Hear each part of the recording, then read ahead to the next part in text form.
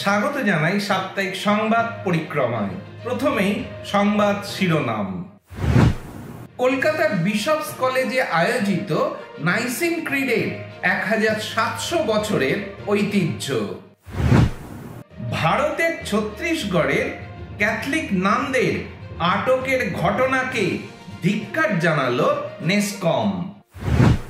রাজশাহীতে Holi cross school and কলেজে অনুষ্ঠিত হলো ধর্মশিক্ষা বিষয়ক ক্লাস। সিলেটের প্রতাপপুর পঞ্জিতে দুর্বৃত্তরা খাসিয়া আদিবাসীদের প্রায় 3000 পান গাছ কেটে ফেলে। Radio Veritas Asia, the voice of Asian Christianity. Radio Veritas Asia mobile app offers services in English and 21 Asian languages. Download the Radio Veritas Asia app.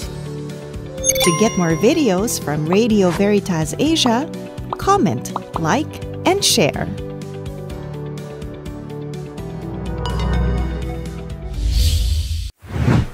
এবার সংবাদ বিস্তারিত।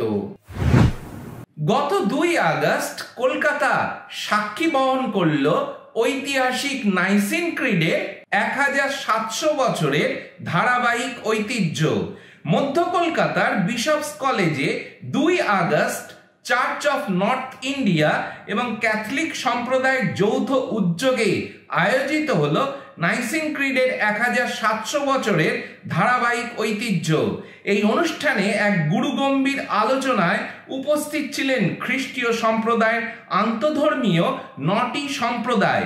অংশগ্রহণকারীদের মধ্যে উল্লেখযোগ্য হলেন বিশপস কলেজের মেধাবী ছাত্রছাত্রীগণ, ঐশতত্ত্ব বিষয়ক অধ্যাপক, গবেষক, লেখক এবং ব্যারাকপুরে অবস্থিত মর্নিং স্টার মহাবিদ্যালয়ের অধ্যক্ষ, যিশু সংঘ এবং MSFS পুরোহিত সম্প্রদায়ের প্রাদেশিক অধিকর্তা, মার্থমা মণ্ডলীর ধর্মপাল, আসানসোল ও কলকাতা মহাধর্মপ্রদেশের মহাধর্মপাল এবং খ্রিস্ট মণ্ডলীর অন্যান্য কিছু নেতৃবর্গ। এই বিষয়টি চলতি বছরে ক্যাথলিক সম্প্রদায়ের 2025 সালের সাধারণ খ্রিস্ট জয়ন্তীর সাথে সংযুক্ত করা হয়েছে। উল্লেখ্য, বিগত বছরে 9 মে পুণ্যপিতা পোপ ফ্রান্সিস দ্বারা প্রকাশিত ধর্মপত্রের শিরোনাম আশা কখনো নিরাশ করো না।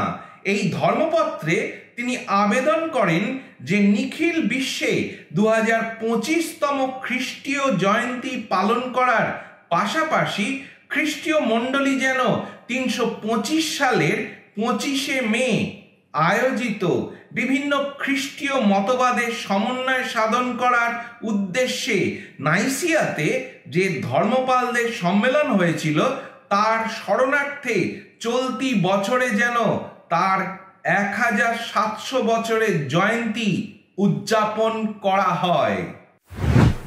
বিশপ অ্যালবার্ট হেমব্রম ছত্তিশগড়ের ক্যাথলিক নানদের আটকের ঘটনাকে মানবাধিকার এবং ধর্মীয় স্বাধীনতার লঙ্ঘন বলে ধিক্কার জানিয়েছেন।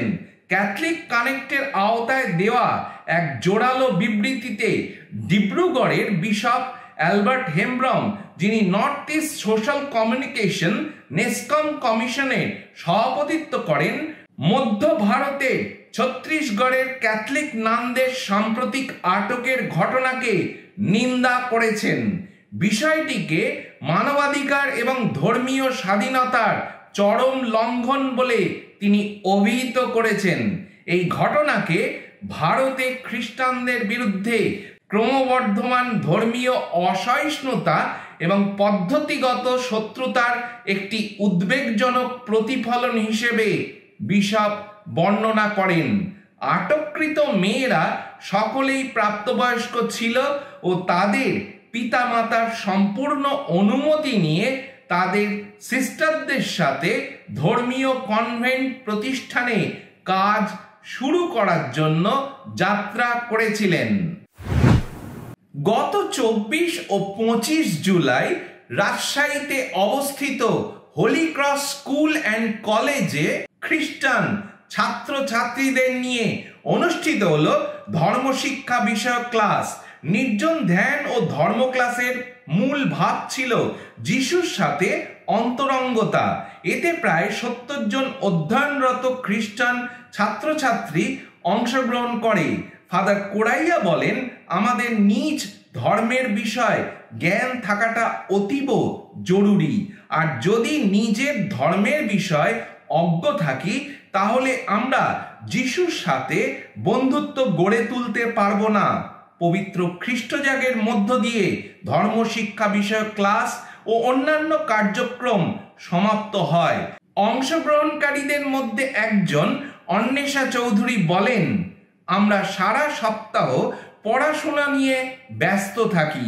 এছাড়া অনেকেই আছি যারা ধর্মের আসল কথা ও শিক্ষা সম্বন্ধে জানি না, তবে এই ধরনের ক্লাসের ব্যবস্থা আমাদের জানতে এবং খ্রিস্ট বিশ্বাসে দৃঢ় হতে সাহায্য করবে। গত 28 জুলাই সিলেট জেলার প্রতাপপুর পুঞ্জিতে দুর্বৃত্তরা খাসিয়া আদিবাসীদের প্রায় 3000 পান গাছ কেটে ফেলেছে। এতে পুঞ্জির বসবাসরত প্রায় 70টি আদিবাসী পরিবার উচ্ছেদ আতঙ্কে রয়েছে। সিলেট জেলার গোয়াইনঘাট উপজেলার পশ্চিম জাফলং ইউনিয়নের 6 নম্বর ওয়ার্ডের প্রতাপপুর সীমান্ত বিজিবি ক্যাম্প সংলগ্ন লামাপুঞ্জির হেডম্যান রিশন কাওয়াং ও প্রতাপপুর পুঞ্জির আদিবাসী পরমা দিয়ারের পাঞ্জুমে হামলার ঘটনা ঘটে। এই ঘটনাটি এমন এক সময় ঘটেছে যার প্রায় সপ্তাহ দুয়েক পরেই আদিবাসী দিবস। আদিবাসীরা যখন তাদের দাবি দেওয়ার জন্য আন্দোলন করবে ঠিক তার আগেই এই হামলার ঘটনা ঘটেছে। পুঞ্জিবাসী বলেন, ক্ষতিগ্রস্ত পানের গাছগুলো এই মাসেই উত্তোলনের উপযোগী ছিল এবং প্রতিটি গাছে গড়ে 550 টাকার পান ছিল। এই 3000 পান গাছের মোট বাজার মূল্য প্রায় 16,50,000 টাকা। এই ঘটনার সুষ্ঠু তদন্ত ও বিচার না হলে খাসিয়া জনগোষ্ঠীর অস্তিত্ব এবং তাদের ঐতিহ্যবাহী পান চাষের ভবিষ্যৎ হুমকির মুখে পড়বে বলে আশঙ্কা করছে পুঞ্জির বাসিন্দারা। আর এর সাথেই শেষ হলো আমাদের আজকের সাপ্তাহিক সংবাদ পরিক্রমা। নমস্কার।